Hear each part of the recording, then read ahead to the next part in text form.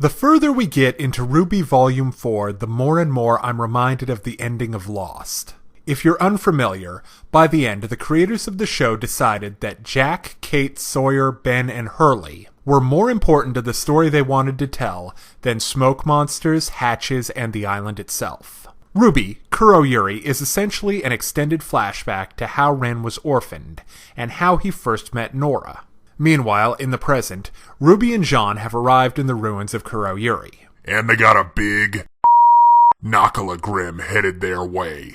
So hopefully Mulan and Thor will be able to get there in the nick of time.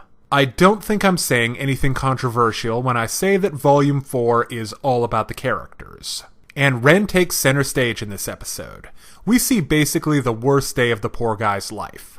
And it was cool to see him go from this wimpy little wuss kid to the calm, centered warrior monk we know and love. His parents were also really great. His mom was so kind and supportive. She's crushed by rubble. And his dad was clearly a model of strength and bravery that shaped Ren into who he's become.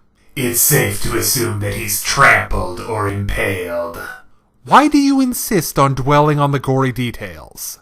It's important to be accurate. Now I'd like to talk about genre for a minute. I'll allow it. RWBY covers a lot of different genres. Mahou, shoujo, science fiction, fantasy, and mystery. But RWBY likes to dive into the dark fantasy subgenre from time to time.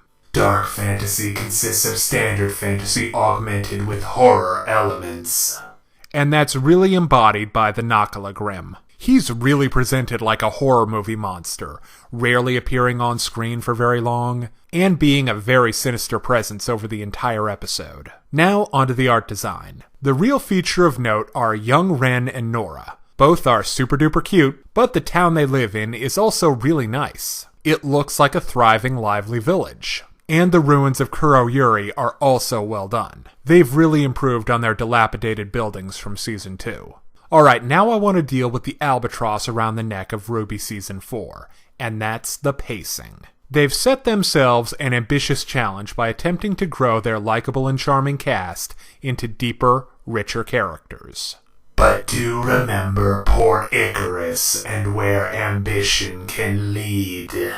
Character exploration in the form of flashbacks and long dialogue sequences slows the pace of the season. It doesn't make it worse, but it does slow things down. RWBY isn't a slow-burning, brooding show. It works best when stuff is happening. Season 2 and 3 were really great at keeping up the pace, whereas Season 4 is... glacial. No, just it could be faster, you know? Okay, now it's time to break down the good and the bad in RWBY Kuroyuri. On the good side, Ren's backstory, parents, and first meeting with Nora were great. And there's also some nice art design and a scary monster. On the other hand, like a lot of Season 4, the pacing is uncomfortably slow. But the episode is still strong overall, so I give RWBY Kuroyuri a 4 out of 5.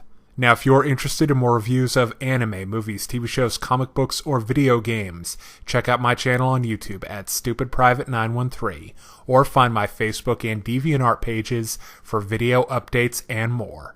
Thank you for watching.